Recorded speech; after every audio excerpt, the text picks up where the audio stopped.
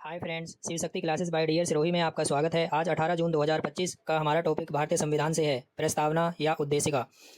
प्रस्तावना को संविधान की आत्मा भी कहा जाता है। जवाहरलाल नेहरू ने प्रस्तावना को उद्देश्य प्रस्ताव के रूप में कब पेश किया था? 13 दिसंबर 1946 को। देखिए फ्रेंड्स, 9 दिसंबर 1946 को हमारे संविधान सभा की पहली बैठक होती है। दूसरी बैठक 2 दिन बाद 11 दिसंबर 1946 को होती है। तीसरी बैठक अगले 2 दिन बाद 13 दिसंबर 1946 को होती है। तो तीसरी बैठक के दिन ही जवाहरलाल नेहरू ने प्रस्तावना को उद्देश्य प्रस्तावना के रूप में, मतलब इस नाम से उन्होंने पेश किया था संविधान सभा के सामने, जो 39 से 40 दिन के अंतराल पर संविधान सभा ने उद्देश्य प्रस्ताव को स्वीकार भी कर लिया था। कब स्वीकारा था? 22 जनवरी 1947 को। हम भारत के लोग भारत को एक संपूर्ण प्रभुत्व संपन्न समाजवादी पंथनिरपेक्ष लोकतंत्रात्मक गणराज्य बनाने के लिए तथा उसके सभी नागरिकों को न्याय, स्वतंत्रता और समता प्रदान करते हैं। न्याय जो 3 प्रकार का है, स्वतंत्रता जो 5 प्रकार की है, समता जो 2 प्रकार की है। जो हमारी प्रस्तावना में न्याय दिया गया है वह 3 प्रकार का है, सामाजिक, आर्थिक और राजनीतिक, या सार भी लिख सकते हैं शॉर्ट में, से आर है। से सामाजिक, या से आर्थिक, रे से राजनीतिक। स्वतंत्रता प्रस्तावना में जो उल्लेख किया गया है स्वतंत्रता का, वह 5 प्रकार की देने का उल्लेख किया गया है। विचार, अभिव्यक्ति, विश्वास, धर्म और उपासना। यह एग्जाम में पूछ सकता है कौन कौन सी स्वतंत्रताएं हैं।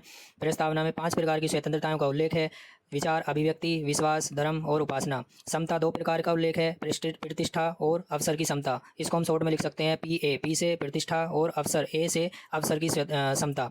26 नवंबर 1949 मार्ग शीर्ष शुक्ल सप्तमी 2006 विक्रमी संवत को संविधान को स्वीकृत, अंगीकृत, अधिनियमित और आत्मार्पित किया गया था, जबकि 26 जनवरी 1950 से संपूर्ण संविधान को लागू कर दिया गया था।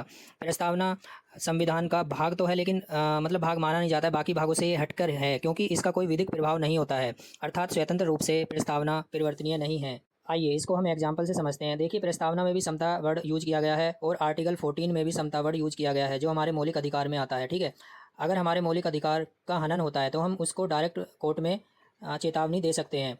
अगर हमारा कहीं पर समानता का अधिकार हनन हो रहा है तो हम उसको डायरेक्ट कोर्ट में चुनौती दे सकते हैं, लेकिन प्रस्तावना के आधार पर नहीं, मौलिक अधिकार के आधार पर। लेकिन प्रस्तावना में जो समता है उसके आधार पर हम कोर्ट में चेतावनी नहीं दे सकते। इसीलिए बोलते हैं कि प्रस्तावना का कोई विधिक प्रभाव नहीं होता है।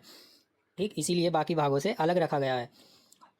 प्रस्तावना में केवल एक बार ही संशोधन किया गया है, 42वां संविधान संशोधन 1976, जिसमें 3 शब्दों को ऐड किया गया था, सपा, से पे आ। सपा, सपा एक हमारे भारत में पार्टी का नाम भी है, सपा, से पे आ सपा जोड़ा गया था, यानी कि से समाजवादी, पे से पंथनिरपेक्ष और आ से अखंडता। 3 शब्द जोड़े गए थे, समाजवादी, पंथनिरपेक्ष, अखंडता, यह सपा।